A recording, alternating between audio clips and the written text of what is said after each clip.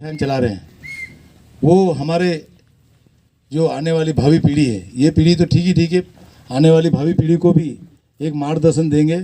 और व्यसन मुक्त से शरीर तो बनता ही है, लेकिन बुद्धि भी तेज होती है और बुद्धि में भी गलत चीज़ों का वास नहीं होता है। अभी हमारे जो वन सिंह महाराज, इनको ईश्वर ने ऐसा ज्ञान दिया कि उन्होंने ये शिवपंथी समाज का गठन किया और धीरे धीरे जन जागृति फैलाना चालू करी। आज विशाल समुदाय शिवपंथ से जुड़ा है। माता सुरेखा जगह जगह जाके प्रवचन करते हैं। उन्होंने जगह जगह दीक्षा देकर गुरु तैयार कर दिए हैं। वे गुरु सब गांव-गांव में जा जाकर इस अभियान को गति दे रहे हैं।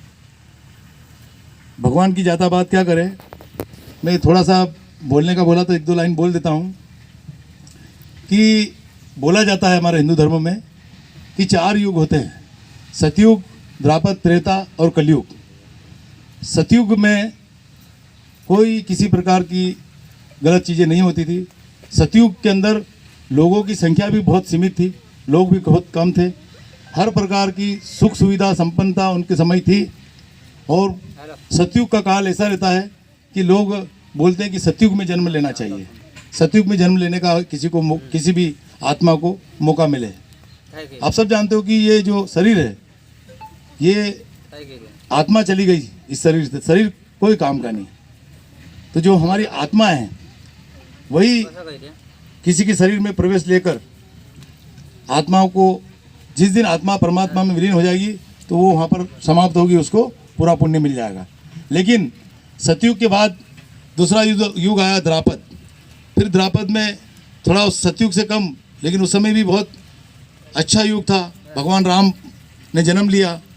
उसके बाद त्रेता युग आया और द्वापर में भगवान राम का रावण का युद्ध हुआ, रामायण हुई।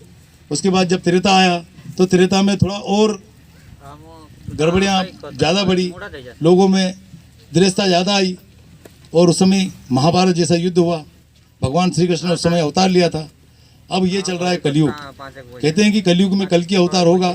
और इस कलयुग के अंदर ये जो कलयुग है, इसका भी जो पुराण है उसमें वर्णन है कि जो सतयुग है उसका समय बहुत कम है, द्वापर का उससे थोड़ा बड़ा, त्रेता का उससे बड़ा, और ये जो कलयुग है इसका बहुत बड़ा युग रहेगा।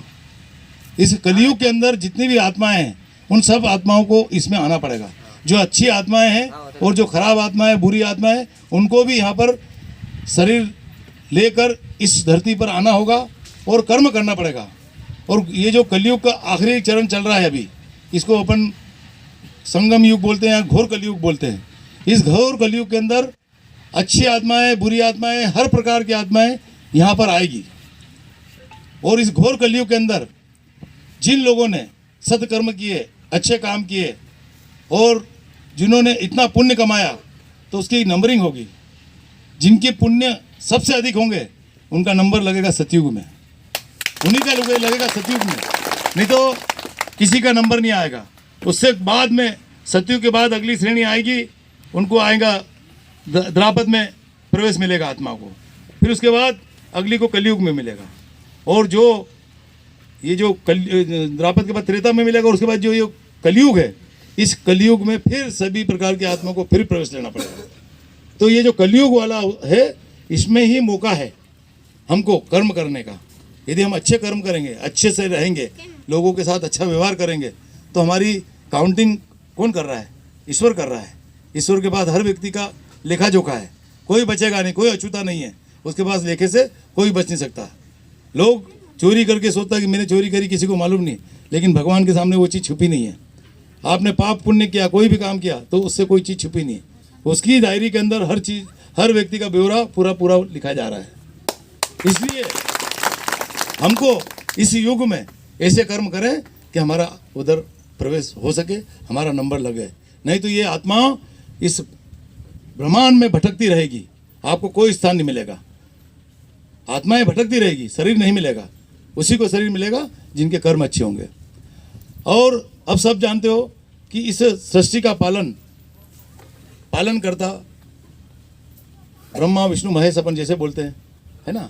तो जो पालन करता है वो भगवान विष्णु है। सृष्टि का जो महेश है, जिसको हम शंकर भगवान बोलते हैं, जो जिसको हम इष्ट देव मानते हैं, ये विनाशक है। तो ये धरती भी ऐसा नहीं कि यहाँ पूरा रहेगा, एक समय ऐसा आएगा कि पूरी तरह से ये नष्ट होगी, आग का गोला बनेगा, खत्म होगी, फिर उसके बाद इस पे बर्फ जमेगी, फिर ठंडी होगी। तो ये जो प्रक्रिया है ये साइंस में भी दिया हुआ है, विज्ञान में नहीं भी माना है कि अर्थ पर्थ आएगा, सृष्टि एक बार खत्म होती है, फिर से पुनर्गठित होता है, पूरा ये ठंडा हो जाएगा, धीरे धीरे पिघलेगी, धीरे धीरे जीवों की उत्पत्ति होगी, और जीवों की उत्पत्ति समुद्र से होती है। धीरे धीरे सब हर प्रकार के जीव जानवर यहाँ इस सृष्टि पे आएंगे और समय के साथ फिर नष्ट होगा। हम जैसे डायनासोर का नाम सुनते हैं कि डायनासोर इस पृथ्वी पे रहते थे, बहुत बुद्धिमान थे वो, और बहुत खूंखार भी थे, लेकिन सृष्टि में ऐसी कोई घटना घटी कि वो समूल नष्ट हुए। तो ये जो पृथ्वी है इसके बारे में भी बोलते हैं कि पृथ्वी जैसे पूरा समुद्र है और एक हिस्सा जमीन का था, पर ये जो इसके अंदर धरती के अंदर प्लेटें रहती है, प्लेटों पे ये जमीन टिकी हुई है, वो खसकती है और फिर धीरे धीरे अलग अलग होती जाती है। और उसका उदाहरण है कि ये पृथ्वी, यूरोप अलग हुआ, अमेरिका अलग हुआ, अफ्रीका अलग हुआ, ऑस्ट्रेलिया अलग हुआ और भारत अलग हुआ। हम जो भारत के लोग हैं, हमारी मूल प्रजाति अफ्रीकन मानी जाती है, अफ्रीका से, क्योंकि आप हमारे नक्शे में देखोगे तो भारत की ज़मीन ऐसी अफ्रीका से ऐसा टूटा इधर आया। और तुमने एक सुना होगा कि शीश सागर बोलते थे, जिसका हमारे पुराणों में वर्णन है, शीश सागर। शीश सागर कहाँ है? आज जो हिमालय पर्वत है वही शीश सागर है। वहाँ पर शीश सागर में समुद्र मंथन हुआ था और वहाँ पर वो मटका निकला था जिसमें अमृत निकला था। तो जब समुद्र का क्षीर सागर का मंथन हुआ, उस समय पुराणों के अनुसार समुद्र का मंथन हुआ तो मथनी बड़ी नीचे कछुए को लगाया टेकने के लिए, वो उसके ऊपर बड़ा पहाड़, उसको अपन वो बोलते ना, वो बनाई,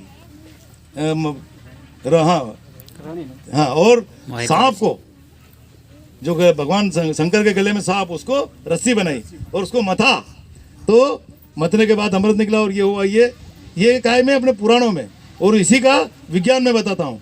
विज्ञान में ये है कि ये प्लेटें सरकी, अफ्रीका से ज़मीन खसकी, उधर से जो ऊपर का हिस्सा है, चीन के ऊपर का हिस्सा, तो वो उधर से ज़मीन पहले से थी और इधर की ज़मीन, जो दोनों तरफ की ज़मीन आपस में मिली, तो ये हिमालय पर्वत खड़ा हुआ। हिमालय पर्वत वही खड़ा हुआ। तो कई जगह साइंस भी बोलता है और कई जगह पुराण भी बोलता है। तो हमारे जो हिंदू पुराण है उसमें जो चीज़ों का वर्णन है वो साइंस से भी धीरे धीरे उसको मान रहा है। कहने का मतलब ये है कि जो हमारे वेद, उपनिषद और जितनी भी चीज़ लिखी है, उसमें जितनी भी चीज़ों का वर्णन है, उसके कहीं ना कहीं अंश या उसका प्रमाण साइंस में मिल रहा है। लोग कहते हैं कि महाभारत कहाँ हुई थी, महाभारत का क्या रिकॉर्ड, ये तो किताब है, मिथोलॉजी किताब है, इसमें तो कोई वर्णन नहीं। लेकिन देखो तो समुद्र के अंदर आज अपन जाओ ना गुजरात में, तो वहाँ जो मंदिर है सोमनाथ का, उसके आगे द्वारका जी समुद्र से मिली है कि नहीं? तो समुद्र में हमारी द्वारका जी थी। तो ये महाभारत का रिकॉर्ड मिल गया है आज प्रत्यक्ष। ऐसे धीरे धीरे सब रिकॉर्ड मिल रहे हैं, कहाँ कहाँ क्या चीज़ें हुई थी, ये चीज़ें हुई थी। और इस संस्कृतियों का विकास बड़ी बड़ी नदियों के किनारे हुआ, चाहे हिमालय, गंगा नदी के किनारे, नर्मदा नदी के किनारे, जितनी भी देश में नदियाँ हैं वहीं लोगों का बसे, लोगों का विकास उस क्षेत्र में हुआ है। तो अब हमारा अभी दायित्व तो बनता है कि हम मानवों के साथ साथ हमारी जो वो है, यानी खजाना है हमारा, हमारी जो समुद्र है, हमारी ज़मीनें हैं, हमारा वृक्ष है, इन सब चीज़ों को भी हमको बचाना पड़ेगा। क्योंकि विनाश, जब तक हम इनको बचाए रखेंगे तो विनाश नहीं आएगा। और जब इनको नहीं बचा पाएंगे, ये खत्म होगी, पर्यावरण बदलेगा, पर्यावरण प्रदूषित होगा, संतुलन बिगड़ेगा, तो विनाश आएगा। तो हमको मानवों के साथ हमारे जानवरों की भी रक्षा करना है, हमारे समुद्रों की भी रक्षा करना है, हमारे पानी की भी रक्षा करना है, हमारे पहाड़ों की भी रक्षा करना है। हर चीज़ की रक्षा का दायित्व हमारा बनता है। हम ये सब चीज़ों को रक्षा करेंगे तो ही इस मानव जाति प्रजाति को लंबे समय तक यहाँ जीवन रहेगा, नहीं तो वह विनाश आना तय है। तो साथियों, बहुत सारी लंबी बात हो गई, मुझे यहाँ बोलने का अवसर दिया, उस सब के लिए सभी गुरु भाइयों को बहुत बहुत धन्यवाद। और शांतिलाल महाराज, वन सिंह महाराज, शांतिलाल महाराज उनको धन्यवाद, और वन सिंह बाबा को फिर से याद करते हैं कि उन्होंने इस ऐसे देवों को खड़ा कर दिया है जो लोगों को, जो अज्ञान लोग हैं उनको ज्ञान दे रहे हैं। फिर मैं बोल रहा हूँ वन सिंह महाराज की, वन सिंह महाराज की, सुरेखा माता की।